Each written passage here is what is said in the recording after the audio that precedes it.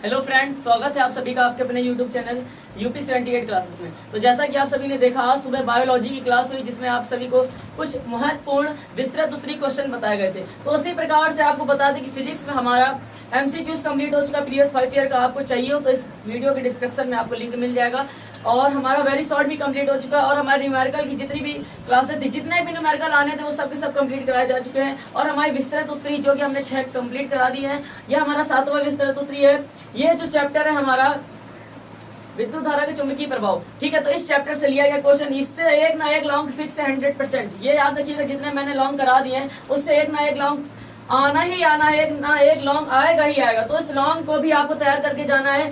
देखो 4 लॉन्ग हमें तैयार करने हैं। एक तो ये विद्युत मोटर तैयार करना, विद्युत जनित तैयार करना, दिष्ट धारा जनित और प्रत्यावर्ती धारा जनित, ये 4 लॉन्ग हमको याद करने हैं। तो इस तरीके से हम आप सभी को बताएंगे कैसे क्या करते हुए चलना है। तो सबसे पहले आप सभी लोग देखिए, पहली क्लास है आज हमारी, पहली क्लास हमारे विद्युत धारा के चुंबकीय प्रभाव की। तो विद्युत मोटर टॉपिक पढ़ाया जा रहा है। 7 नंबर आपके इस क्लास में पक्के हो जाएंगे। 7 मार्क्स इस क्लास में आपके पक्के होने वाले हैं। तो इसको गजब तरीके से सभी बच्चे समझते हुए चलेंगे और इसी क्लास में आप सभी को ये पूरा क्या करा दिया जाएगा, याद करा दिया जाएगा। जरा समझिएगा, सबसे पहले तो आपको ये डायग्राम बनाना होगा। 2 मैग्नेट होंगे, एक नॉर्थ एक साउथ।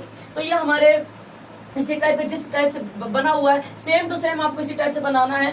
तो ज्यादा टाइम ना वेस्ट करते हुए हम लोग स्टार्ट करते हैं। इसका कैसे क्या है कि एग्जाम में क्वेश्चन आएगा कि विद्युत मोटर क्या है, इसका सिद्धांत लिखिए और सचित्र वर्णन करना होगा। सचित्र वर्णन मतलब चित्र बनाकर आपको इसका वर्णन करना है, इसके बारे में सब चीजें बतानी, एक्सप्लेन करनी है। तो आपको मैं बताना चाहूंगा सबसे पहले विद्युत मोटर होता क्या है। विद्युत मोटर होता क्या, विद्युत मोटर जो होता है वो विद्युत ऊर्जा को इलेक्ट्रिक एनर्जी को मैकेनिकल एनर्जी में कन्वर्ट करता है। मतलब विद्युत ऊर्जा को यांत्रिक ऊर्जा में बदलता है। पहला पॉइंट क्या याद रख लेना है कि विद्युत मोटर, विद्युत से ही पता चल जाएगा कि यदि ये विद्युत मोटर है तो ये विद्युत ऊर्जा को यांत्रिक ऊर्जा में परिवर्तित करता है। पहला पॉइंट आपको यही याद रख के जाना है कि विद्युत मोटर का कार्य विद्युत ऊर्जा को यांत्रिक ऊर्जा में परिवर्तित करने का होता है। उसके बाद सिंपल सा है, सिद्धांत बहुत सरल है। सिद्धांत बहुत सरल है। क्या लिखा है, जब किसी कुंडली को चुंबकीय क्षेत्र में, मतलब जब ये कुंडली है, ये क्या है, ये कुंडली है, ये 2 चुंबकीय क्षेत्र है, ये 2 चुंबकीय क्षेत्र है, एक ये नॉर्थ और एक ये साउथ।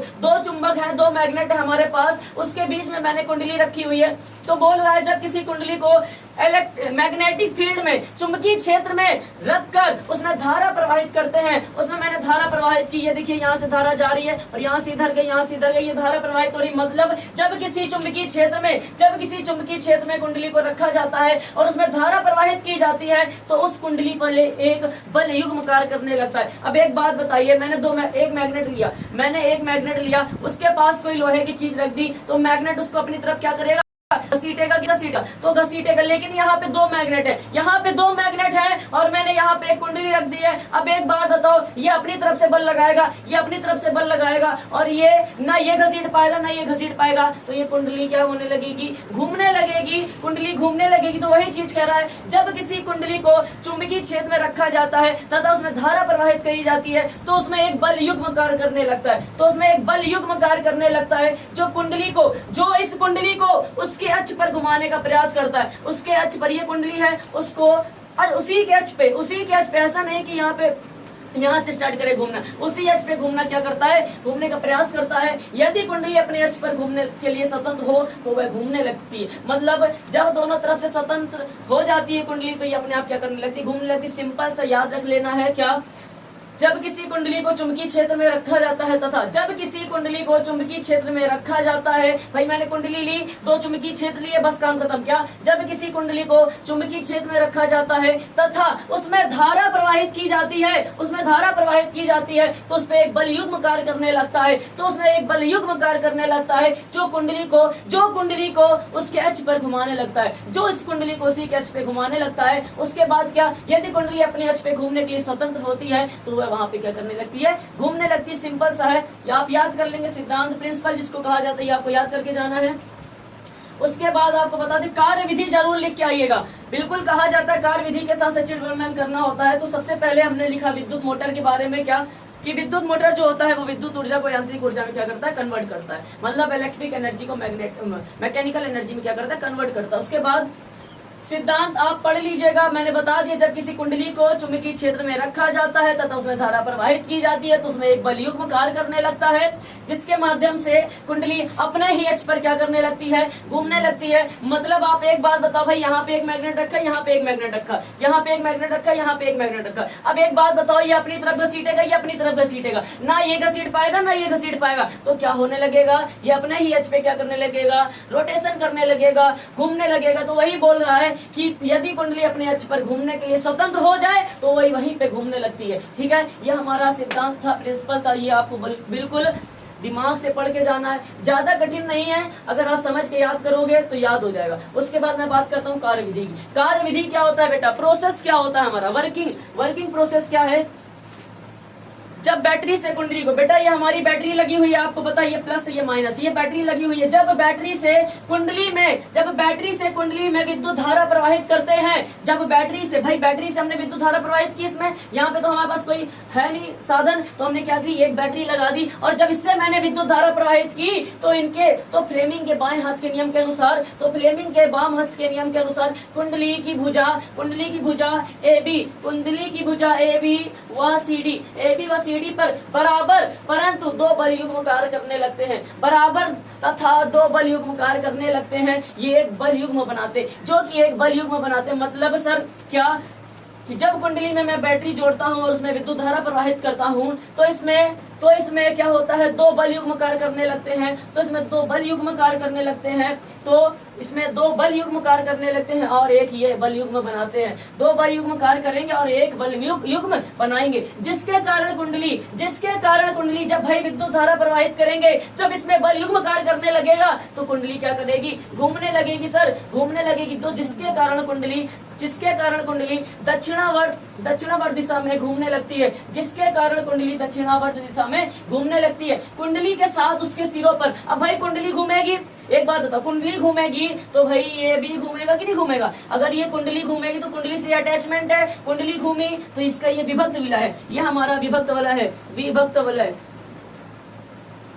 ये हमारा विभक्त वलय। ठीक है, तो विभक्त वलय भी क्या करने लगता है, घूमने लगता है, मतलब ये भी क्या करने लगेगा भाई, घूमने लगेगा। तो जिसके कारण कुंडली दक्षिणावर्त घूमने लगती है, तो कुंडली के साथ इसके सिरों पर विभक्त विलय भी क्या करने लगता है, घूमने लगता है। विभक्त वलयों की सहायता से, इन विभक्त वलयों की सहायता से धारा की दिशा इस प्रकार रखी जाती है कि कुंडली पर लगातार एक ही दिशा में कार्य करे। मतलब इस कुंडली में जो धारा की दिशा है वो उसको इस प्रकार से रखते हैं कि इस कुंडली पर जो हमारी बल लगेगा वो एक ही दिशा में लगेगा, अर्थात कुंडली पर कुंडली एक ही दिशा में घूमती रहेगी, अर्थात कुंडली एक ही दिशा में क्या करती रहेगी, घूमती रहेगी। तो आप सभी पहले इसका स्क्रीनशॉट ले लो, फटाक से इसका स्क्रीनशॉट ले लीजिए।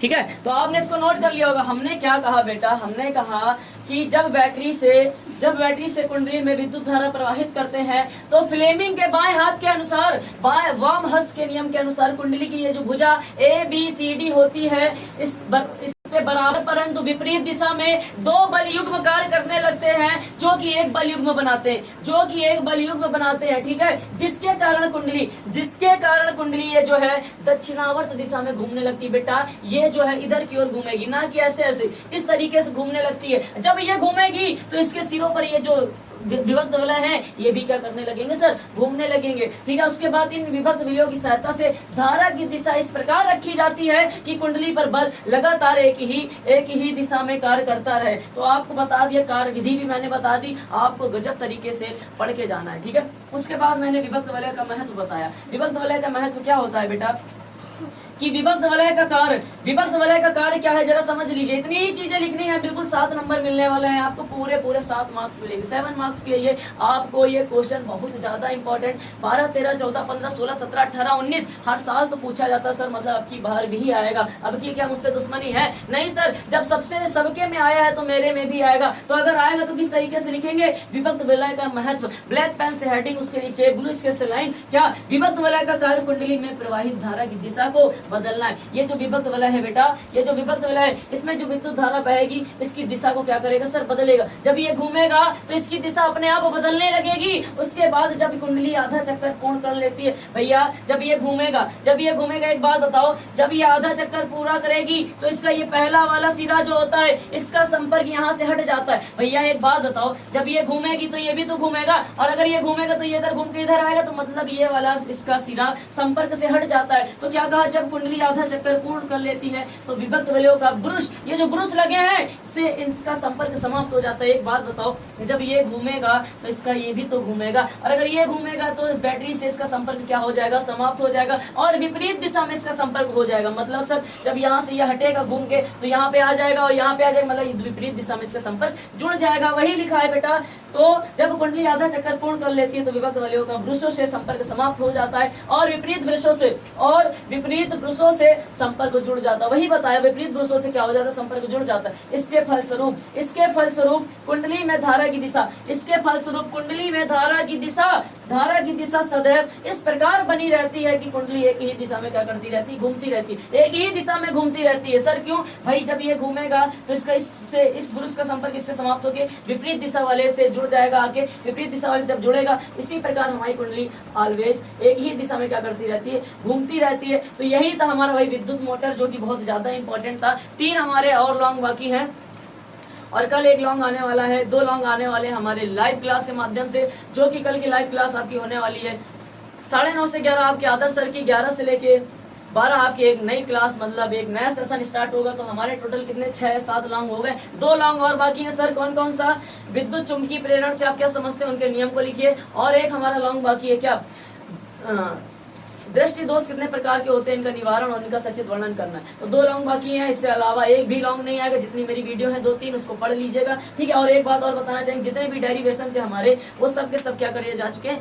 हटाए जा चुके हैं। तो आपको घबराना नहीं है, आए तो कर देना, ना आए तो कर देना, क्योंकि मैंने आपको पूरा सिलेबस कराया है, एक भी चीज नहीं रेड्यूस की है। भले रेड्यूस हो गया, अपवर्तन रेड्यूस हो गया, सुना है परावर्तन के नियम, लेकिन हमने आपको सब चीज पढ़ाई है। तो जब सब चीज पढ़ा दी मतलब सर बिल्कुल आपको ठोस बना के भेजेंगे यहाँ से, और अगर ठोस बना के भेजेंगे तो बिल्कुल आपको दुनिया की कोई ताकत पिघला नहीं सकती है। और अगर नहीं पिघला पाएगी तो आप समझे रहिएगा, फुल में से फुल मार्क्स बिल्कुल 90 पार 95 पार लगाने हैं साइंस में, आपकी बार 95 पार लगाने हैं आपकी बार, याद रखिएगा, ठीक है। तो इस चीज को याद रखिएगा, मैंने ये बता दिया है। तो अब हमारी क्लास कल रहेगी, और आपको बता दें कि इसी तरीके से आप लोग पढ़ते रहिए, अच्छे से पढ़ते रहिए। मिलेंगे कल, तब तक के लिए जय हिंद, जय भारत।